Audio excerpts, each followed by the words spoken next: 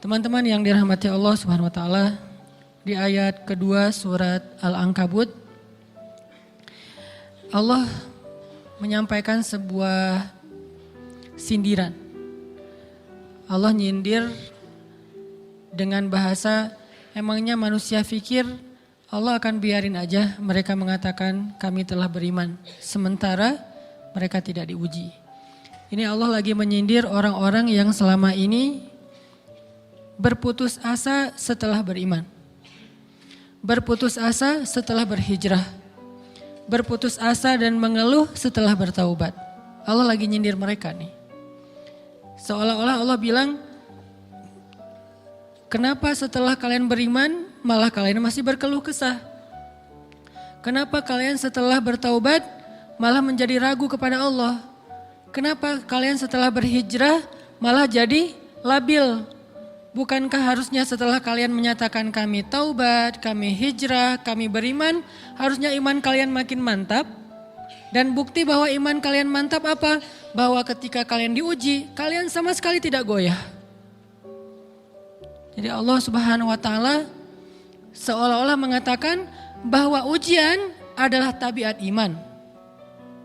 Bahwa ujian adalah tabiat iman. Bisa diuji dengan ujian yang kita tidak suka, bisa juga diuji sebaliknya dengan ujian yang kita suka.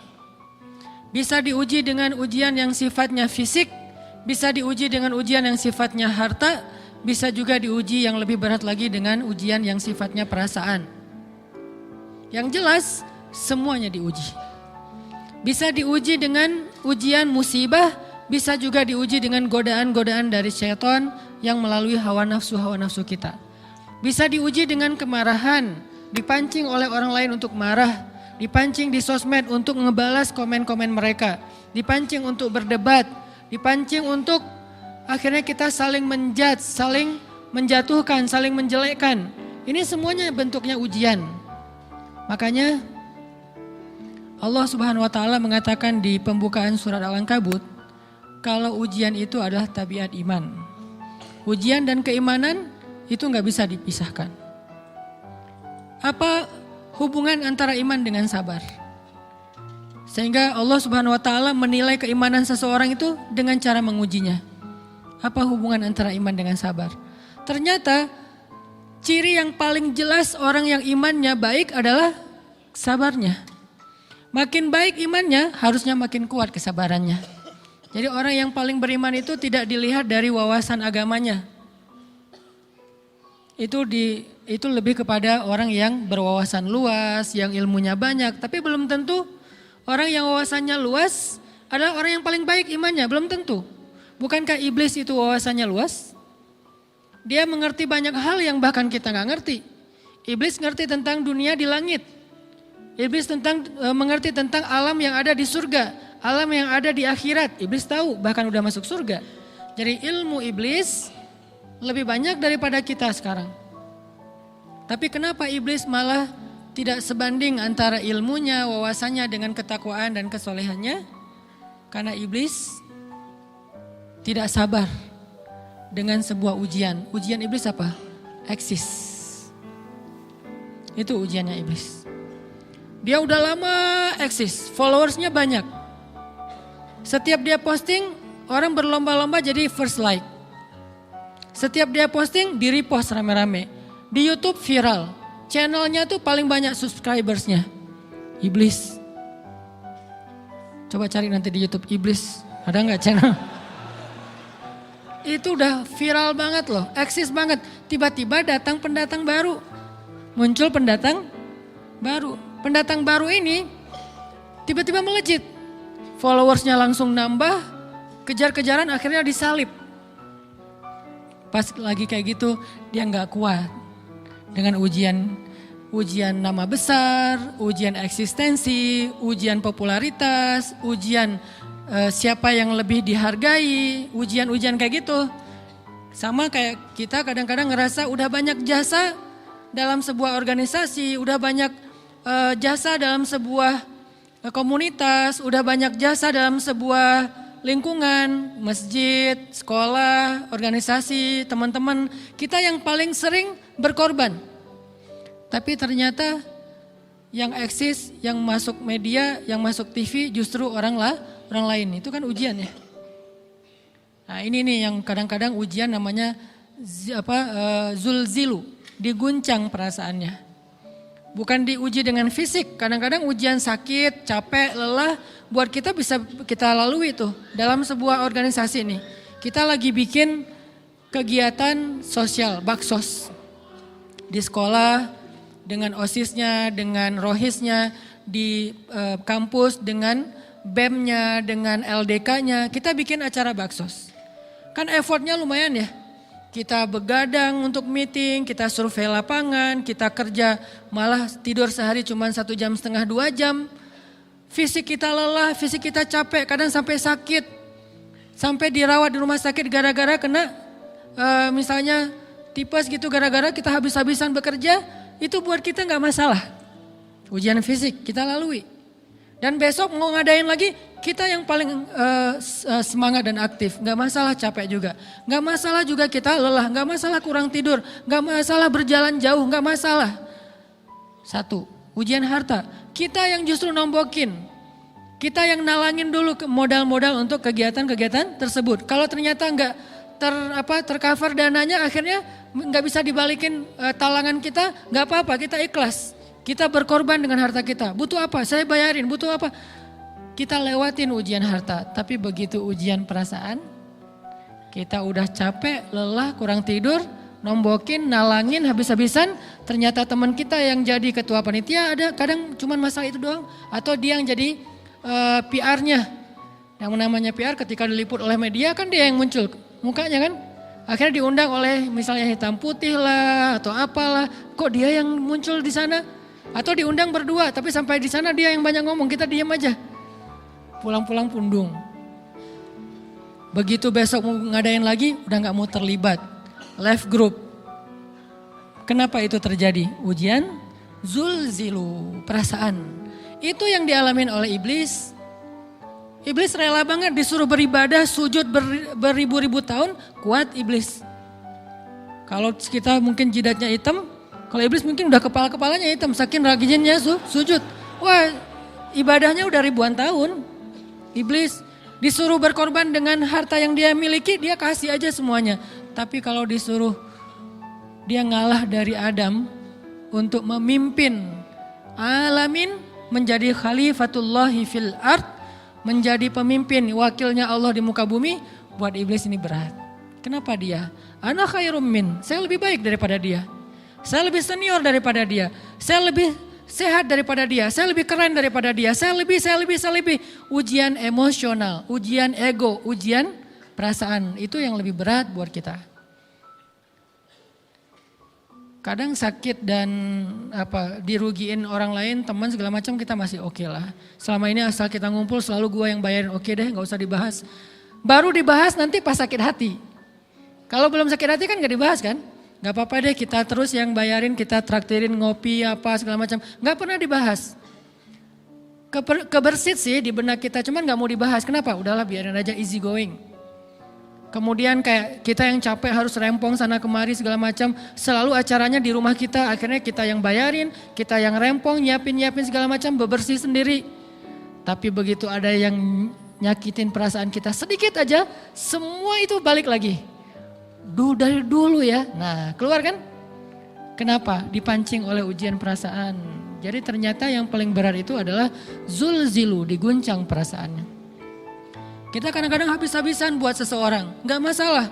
Hujan-hujanan dia yang pakai jas hujan, kita gak pakai apa-apa, gak apa-apa. Sakit-sakitan juga, dikerok dan segala macam, biarin aja. Kalau perlu misalnya kalau bannya lagi kempes, dia naik Grab, kita dorong-dorong motor terus cari tempat segala macam sampai tengah malam. Gak apa-apa deh buat dia. Apa sih yang gak buat kamu? Begitu dia selingkuh, keluar semuanya. Mulai list report keuangan. Wah dulu sekian, sampai uang receh-receh juga dihitung kan ya. Kenapa bisa kayak gitu? Perasaan kan? Nah ini nih yang kita coba belajar. Mungkin malam ini kita lebih banyak membahas tentang sabar terhadap ujian perasaan. Karena banyak macam-macam ujian Nah, gimana kita memanage perasaan kita? Gimana cara kita merecovery perasaan kita dengan bab sabar? Insya Allah nanti akan kita lanjutkan setelah selesai sholat isya. Barakallah. Bismillahirrahmanirrahim. Teman-teman yang dirahmati Allah Subhanahu wa taala, kita lanjutkan tentang masalah sabar. Terutama sabar zulzilu, ketika kita diuji dengan ujian ego, marah, perasaan, sakit hati, yang kayak gitu-gitu. Ini ujian jauh lebih berat daripada ujian fisik dan ujian harta. Termasuk rasa cinta, rasa benci, kadang itu menjadi ujian. Kenapa ujian bikin kita jadi tidak lagi logis, nggak realistis, dan kadang-kadang mengabaikan hal-hal nilai-nilai yang kita selama ini pegang sebagai satu kebenaran. Kita ngabaikan batasan-batasan syariat. Ini semuanya ujian dari Allah Subhanahu wa taala. Sehingga tidak disebut orang yang beriman kecuali ketika Allah Subhanahu wa taala melihat dia sabar dalam ujian. Kalau dia nggak sabar dalam ujian, malah di dalam pembukaan surat Al-Ankabut tadi Allah menggolongkan mereka termasuk orang-orang yang munafik. Apa arti yang orang munafik? Orang yang mengaku beriman tapi sebetulnya dia tidak beriman. Apa salah satu buktinya? Dia tidak sabar. Jadi kalau kita mau menilai diri kita mukmin atau munafik, dan ini bukan materi untuk menjudge orang lain, oh ternyata dia itu munafik, bukan. Lagi-lagi konsep kita belajar itu angle-nya untuk diri kita sendiri. Saya sangat tidak merekomendasikan kita belajar untuk mendapatkan kaca pembesar, mencari-cari kesalahan saudara kita. Tapi kita belajar untuk semakin bisa bercermin untuk menemukan aib dan kekurangan diri kita. Jadi semakin kita tahu ilmu agama, semakin kita tahu ayat dan hadis, semakin kita punya cerminan untuk menilai diri kita dan memperbaiki diri kita. Bukan nyari kaca pembesar untuk memperjelas aib-aib dan kesalahan orang lain. Kalau kita pengen menilai diri kita ini orang yang mukmin atau munafik, caranya lihat aja kita sabar nggak nih, terutama dalam masalah emosional, dalam masalah ego, dalam masalah marah, dalam masalah hawa nafsu, dalam masalah perasaan cinta, dalam masalah benci segala macam, masih bisa nggak kita adil bahkan kepada orang yang kita benci? Adil kepada orang yang kita benci, adil kepada musuh sekalipun. Bahwa jangan sampai kita gara-gara gak suka kepada seseorang, kita berlaku zalim kepada dia. Jangan. Ini berarti kita harus ngelawan ego kita sendiri. Ego untuk memaafkan orang lain. Ego untuk bisa melupakan kesalahan orang lain. Ego untuk bisa berlapang dada dengan hal-hal yang gak nyaman daripada orang lain. Ini adalah ujian yang paling berat. Di situ kita bisa lihat kita nih mukmin atau munafik. Kalau nggak pernah sabar sama sekali dalam masalah ego, dalam masalah emosional, berarti jangan-jangan kita tergolong di antara orang-orang yang kata Allah wa ma hum bimu'minin. Mereka bukan orang yang beriman. Kata Allah di surat Al-Ankabut, mereka itu adalah wala ya'lamannallahul munafikin, orang-orang yang munafik. Nauzubillah min dzalik. Kalau kita merasa pernah sabar terhadap emosi kita, sekarang kita lihat sesering apa kita sabar terhadap emosi kita.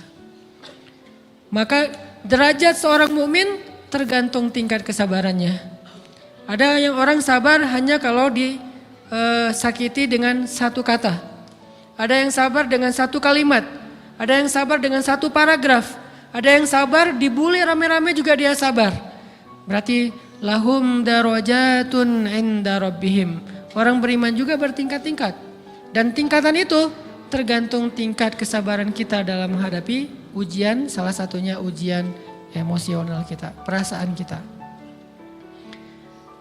Sehingga teman-teman yang dirahmati Allah SWT, salah satu program kita untuk terus mengembangkan diri, program untuk tumbuh, program untuk memperbaiki diri kita di hadapan Allah itu adalah coba kita program dalam sehari aja, terus kita nilai berapa kali kita berhasil ngelewatin ujian emosional. Bukan cuma marah, termasuk cinta, benci, tersinggung, sakit hati, kayak gitu-gitu. Berapa kali kita bisa berhasil melewati itu dalam sehari? Gak usah seminggu, sehari aja. Di jalan, sama temen, di grup WA, di IG, di Twitter, di mana gitu. Coba kita lihat berapa kali kita bisa menahan diri kita dan bersabar. Bukan berarti tidak respon ya, bukan berarti pasif. Kita bisa merespon tapi dengan cara yang elegan. Kita bisa merespon tanpa harus memperlihatkan emosional yang meledak-ledak. Bukan berarti ketika disakiti orang, dihina dan segala macam kita diam aja. Gak selalu kayak gitu. Kadang-kadang kita perlu merespon untuk mengklarifikasi, tabayun kalau kata orang-orang yang dalam ilmu fikih. Kita harus tabayun.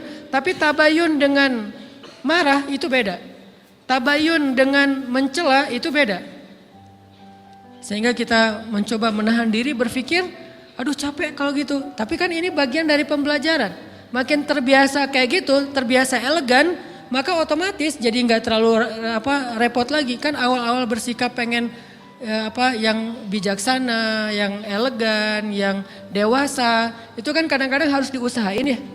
Karena belum mengkarakter. Harus mikir dulu gimana ya sikap yang paling dewasa. Gimana ya sikap yang paling bijaksana. Gimana ya sikap yang paling wise, gimana ya sikap yang paling elegan, masih mikir. Tapi setelah berkali-kali kita latihan, lama-lama itu menjadi spontanitas kita. Dan kalau udah bisa kayak gitu, insya Allah kita sudah mulai meniru nih akhlak Nabi Muhammad SAW. Ini ujian perasaan banget. Kalau tadi saya ngasih contoh diselingkuhin itu sebetulnya cuman bercanda ya. Karena diselingkuhin ini pastinya bukan ujian. Tapi musibah. Pengkhianatan ya, tidak ada tempat. Gimana kita ngelawan perasaan kita kalau lagi kayak gitu? Gimana kita ngelawan perasaan kita kalau lagi diuji? Gimana cara kita bersabar? Karena iman dan sabar itu bisa dibilang satu paket. Gak disebut orang beriman kalau gak sabar. Dan insya Allah orang yang sabar itu adalah ciri-ciri orang beriman. Gak mungkin disebut orang beriman kalau gak sabar. Kita pikir memang iman itu hanya ucapan. Kalau iman itu cuma ucapan, inna sholati wa nusuki wa mahyaya wa mamati lillahi rabbil alamin, gampang. Kalau iman itu cuma ucapan, hasbiyallah wa ni'mal wakil, gampang. Kalau iman itu cuma ucapan, la haula wa la quwata illa billah, gampang. Kalau iman itu cuma ucapan, iyyaka na'budu wa iyyaka nasta'in, gampang. Tapi Allah mengatakan wa ma hum bimu'minin. Ahasiban nasu ayyutraku ayyaqulu amanna wa hum la yuftanun.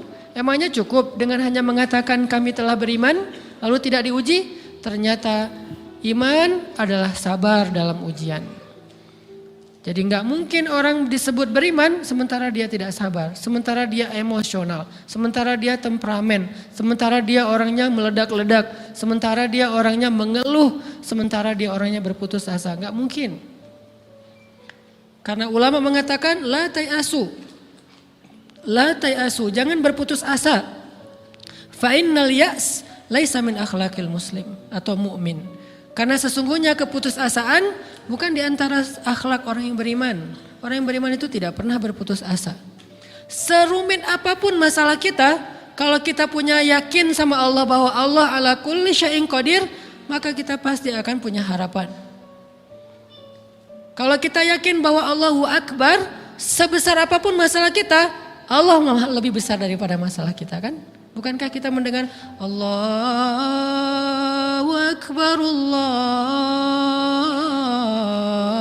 Akbar. Ada gitu yang lebih besar daripada Allah? Harusnya kita tidak pernah berdoa kepada Allah sambil mengatakan, ya Allah saya punya masalah besar. Itu sama aja dengan kita ngeledekin Allah.